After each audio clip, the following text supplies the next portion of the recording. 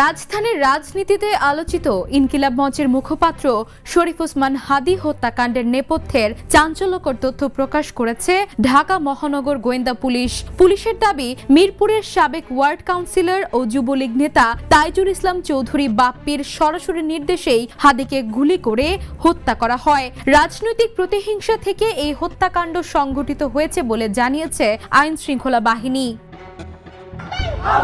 মঙ্গলবার বিকেলে ডিএমপির মিডিয়া সেন্টারে আয়োজিত এক সংবাদ সম্মেলনে হাদী হত্যা মামলার অভিযোগপত্র আদালতে দাখিলের তথ্য জানিয়ে এসব কথা বলেন ডিবির অতিরিক্ত পুলিশ কমিশনার মোহাম্মদ শফিকুল ইসলাম।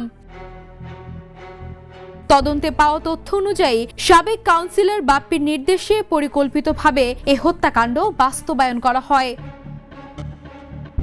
ডিবির পক্ষ থেকে জানানো হয়, এই ঘটনায় পলাতক ফয়সাল করিম মাসুদ সহ মোট 17 জনের বিরুদ্ধে চার্জশিট দাখিল করা হয়েছে।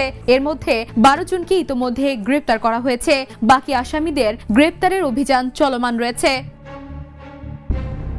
এর আগে গত 28 December DMP commissioner Sheikh Mohammad Sajjad Ali জানিয়েছিলেন, হাদী হত্যাকাণ্ডের পেছনে একাধিক ব্যক্তির সম্পৃক্ততার প্রাথমিক প্রমাণ পাওয়া গেছে এবং নির্ধারিত সময়ের মধ্যেই চার্জশিট দেয়া হবে। উল্লেখ্য, গত 12 ডিসেম্বর জুমার নামাজের পর রাজধানীর বিজয়নগরের বক্স কালভার্ট রোড এলাকায় মোটরসাইকেলে আসা দুই দুর্বৃত্তের গুলিতে গুরুতর আহত হন শরীফ ওসমান হাদী।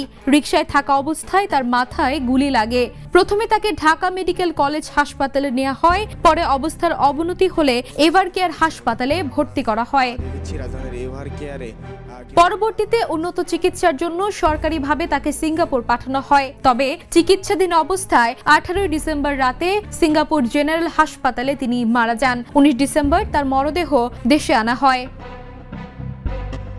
20 ডিসেম্বর জাতীয় সংসদ ভবনের দক্ষিণ প্লাজায় লাখো মানুষের অংশগ্রহণে তার জানাজা অনুষ্ঠিত হয়। পরে ঢাকা বিশ্ববিদ্যালয়ের কেন্দ্রীয় মসজিদ প্রাঙ্গণে জাতীয় কবি কাজী নজরুল ইসলামের সমাধির পাশে তাকে দাফন করা হয়। জুলাই গণঅভ্যুত্থানের সম্মুখ যোদ্ধা হিসেবে পরিচিত হাদীর মৃত্যু দেশ জুড়ে তীব্র আলোড়নের সৃষ্টি করে।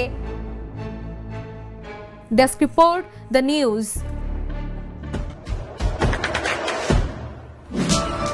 দেশে দেশে সবার সাথে দ্য নিউজ।